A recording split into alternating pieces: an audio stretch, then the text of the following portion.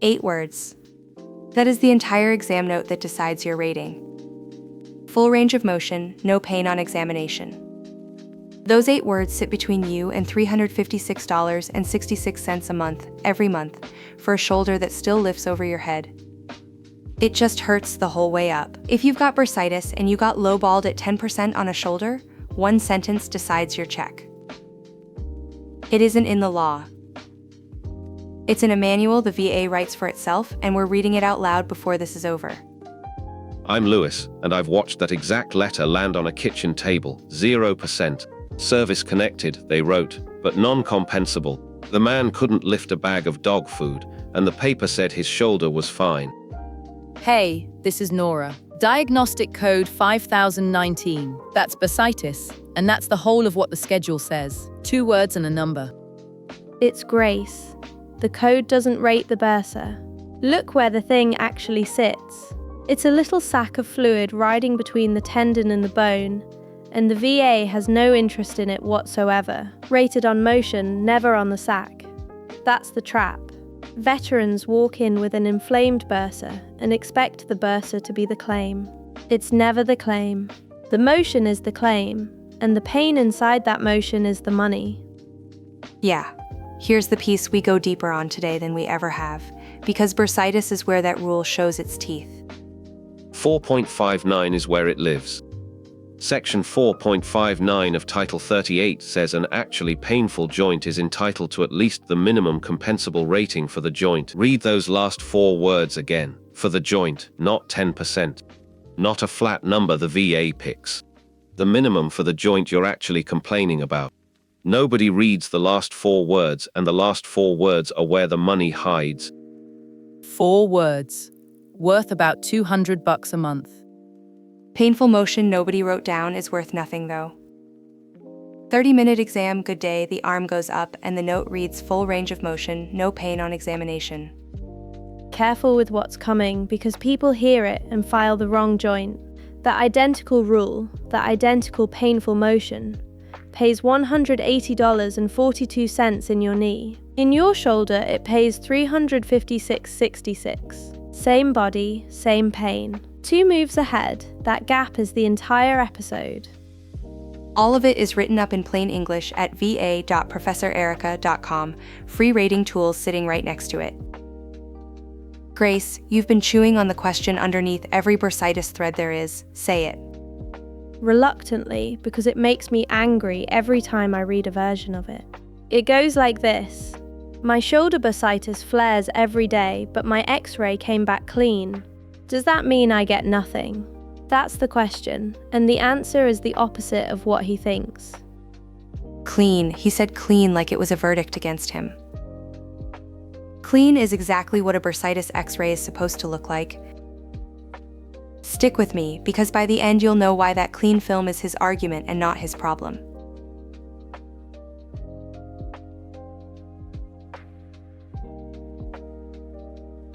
Zero. That's the number on most first bursitis decisions, and the veteran always blames the x-ray.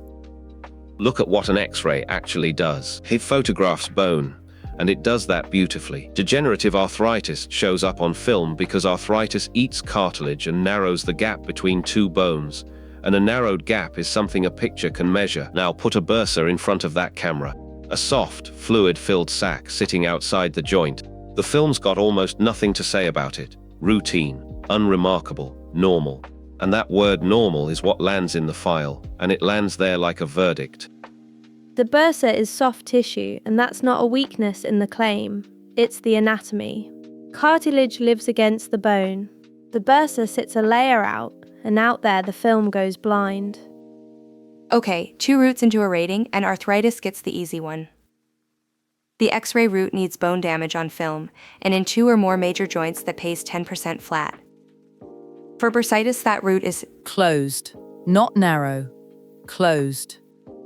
For bursitis, that route is closed, and Note 2 closes it by name.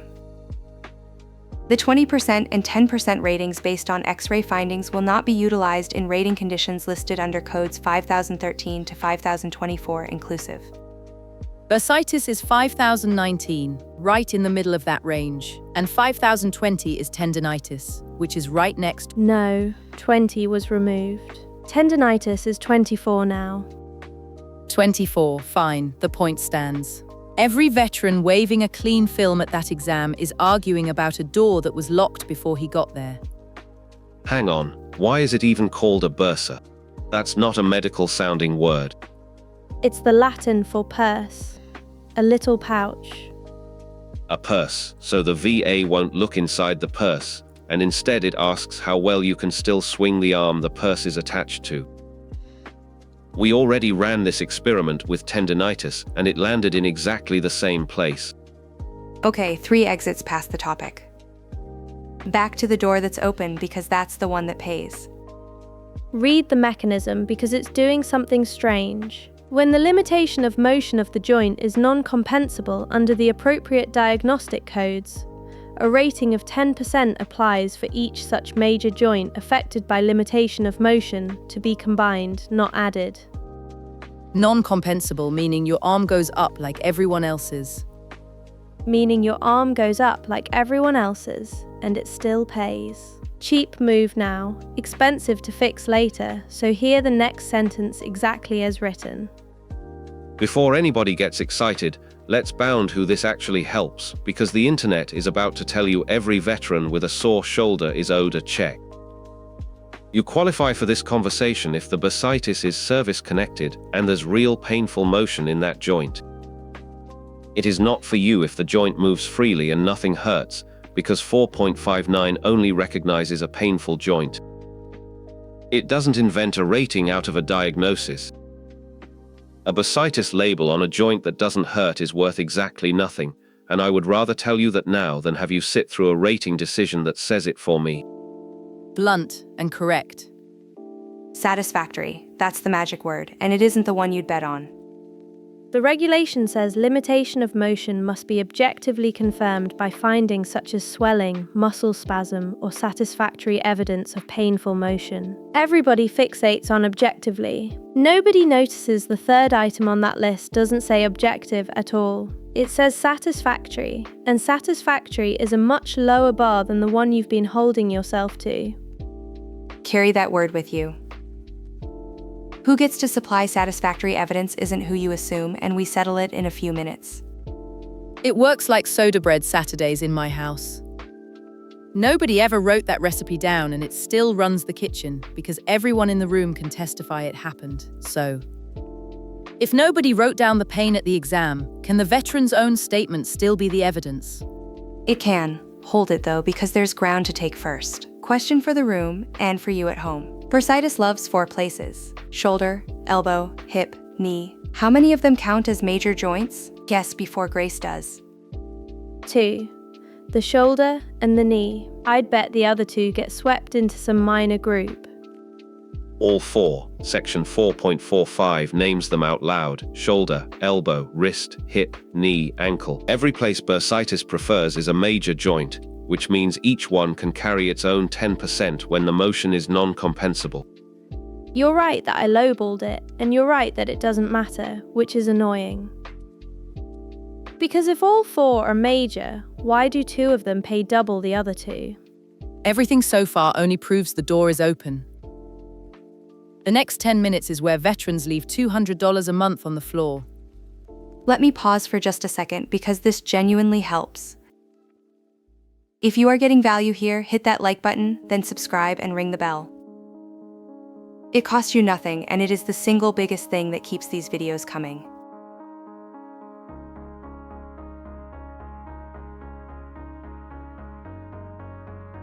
Nobody files the elbow. That's the one I'd put money on. Ruck straps, range days, 30 years of leaning on a hard surface.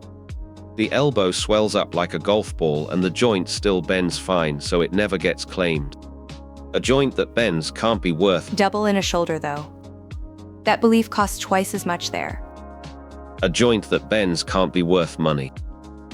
That's the belief, and it's costing men more in a shoulder than anywhere else. Go on.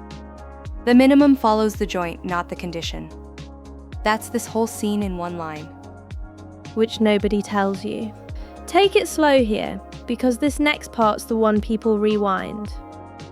Which minimum, though? You keep saying the minimum. The schedule's got two different ones. Good catch. Two answers to that, and only one of them is current.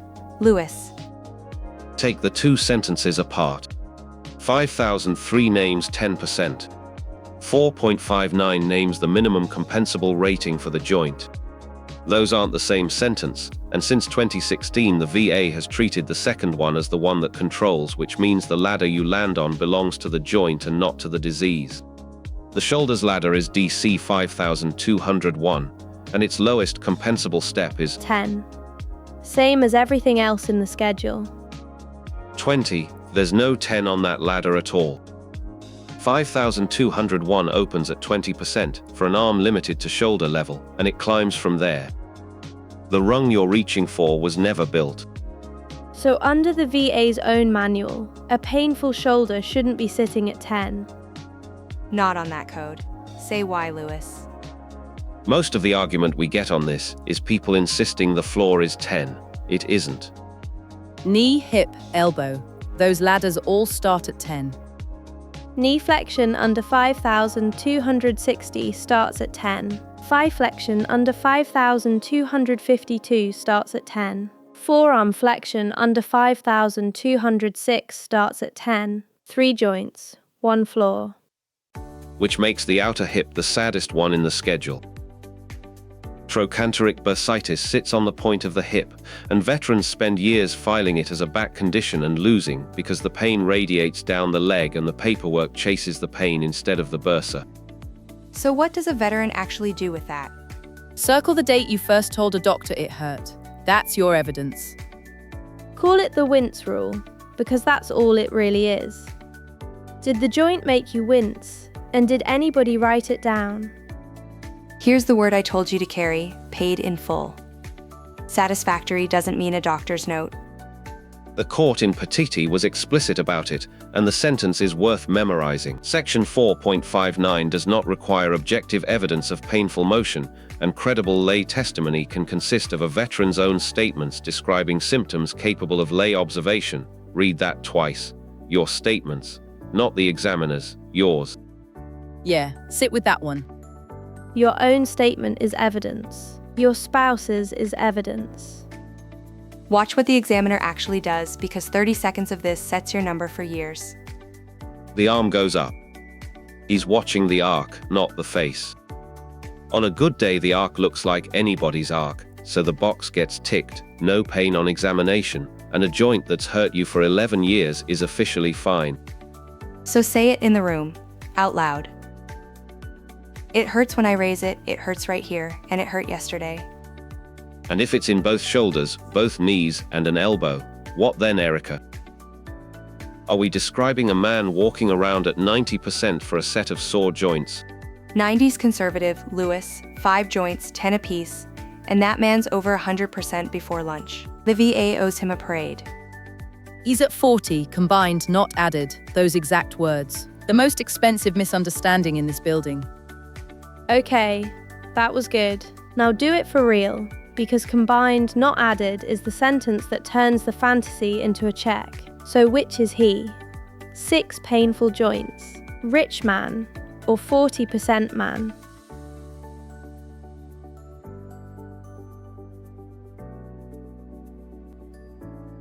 %. He's a 40% man, and 40% is not a consolation prize. 20 and 20 is 36. That isn't arithmetic, it's a table. Section 4.25, the combined ratings table. And it exists precisely so nobody ever reaches 100% by collecting sore joints. Add 10% of that back though, and the table stops being cruel. 2 shoulders, same clean x-ray that would have been a 0. Watch. This one deserves an outside read, so I'm getting someone on the line who lives inside this table and knows exactly where it bends.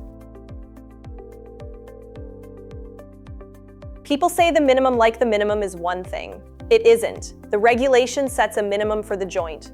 The joint's own code decides what that minimum is worth. 2 different jobs, 2 different sentences.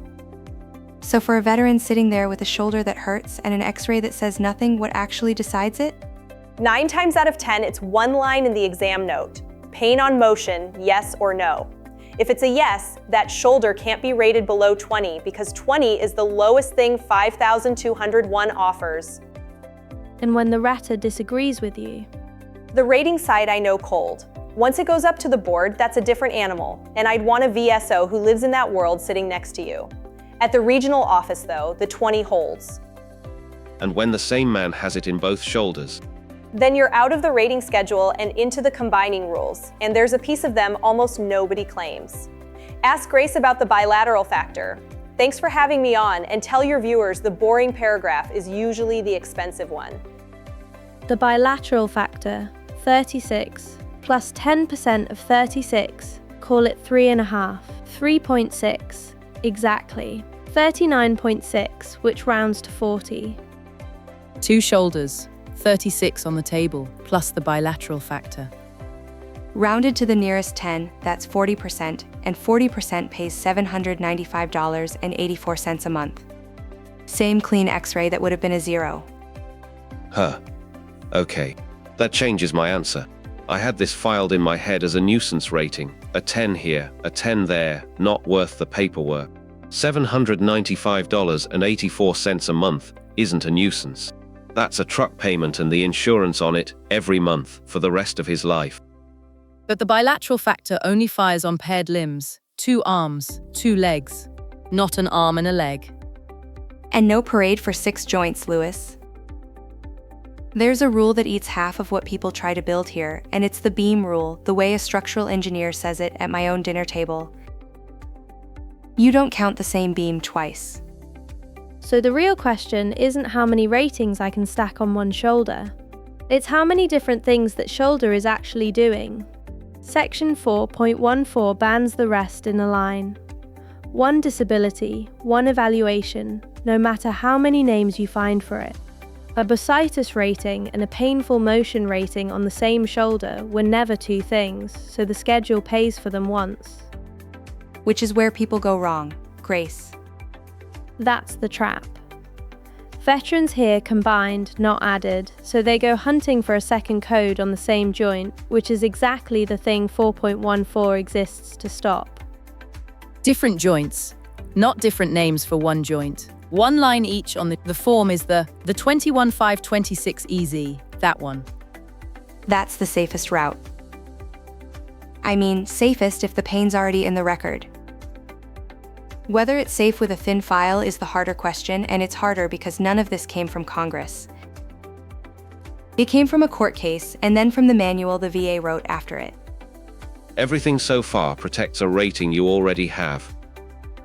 What's next is where veterans lose one, and the men who lose it are the ones who went in swinging.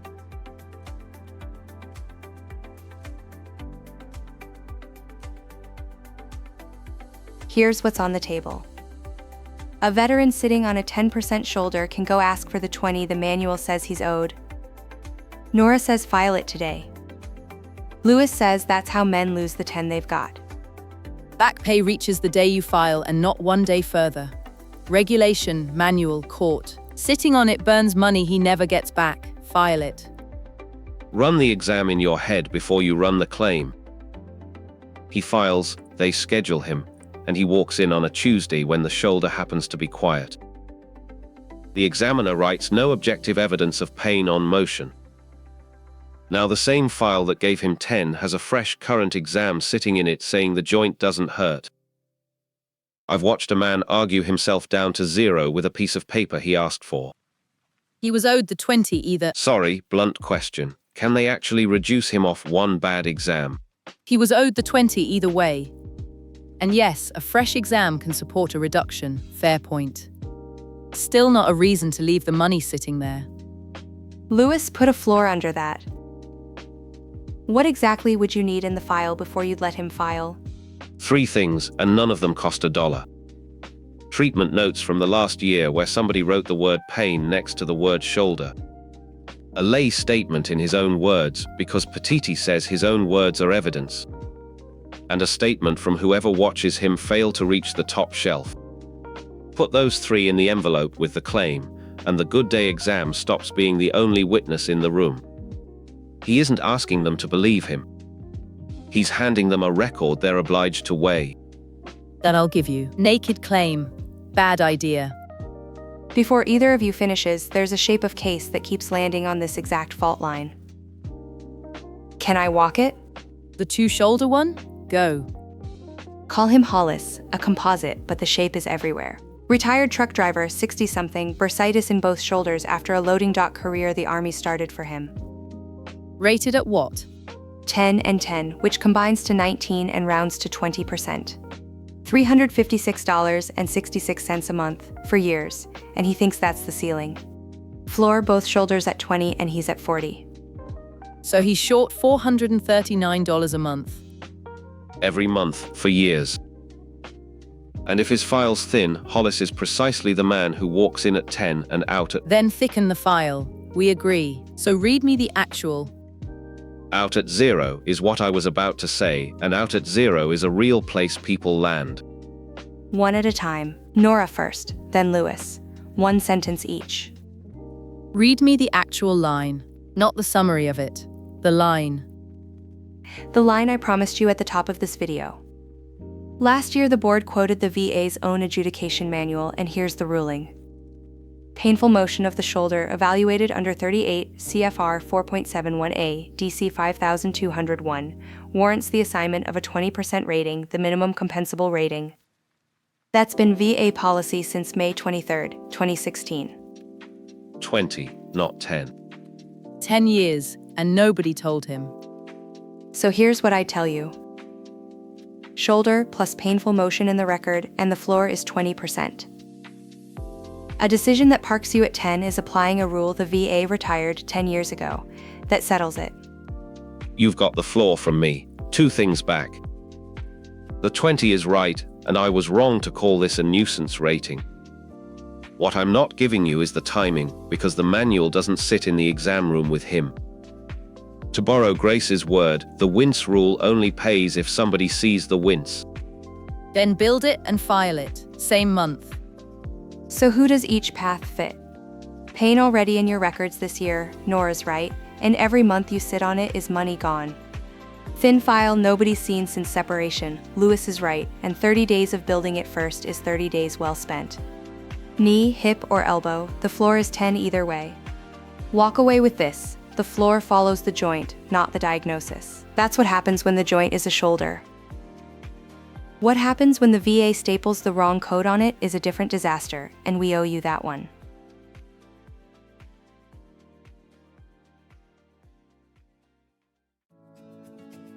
The VA isn't rating the swelling. It's rating the wince, and the wince is only worth what the joint it lives in is worth. Right rule, right joint. And wait until you see what happens when the VA staples the wrong code onto a shoulder in the first place, because that single wrong number does something to your back pay that I still don't think is legal. Tonight, 4 minutes. Pull your last rating decision. Read the code next to your shoulder. 10% on that line is a number the VA retired 10 years ago. 2 things worth carrying out of here. Bursitis is DC 5019, and it rides the joint's own code, never the X-ray. And painful motion earns that code's minimum, which is 20 for a shoulder and 10 for a knee, a hip, or an elbow. If this cleared something up, hit like and subscribe so the next one finds you, because we're building this VA library one joint at a time, and the codes only get stranger from here. And I want to hear this one. Which joint is your bursitis in, and did anyone ever write the word painful in your exam notes? Put it below. We read them. Take care of those joints, get the pain written down, and I'll see you in the next one. You came, you learned, you leveled up. Professor Erica here. I will see you in the next one.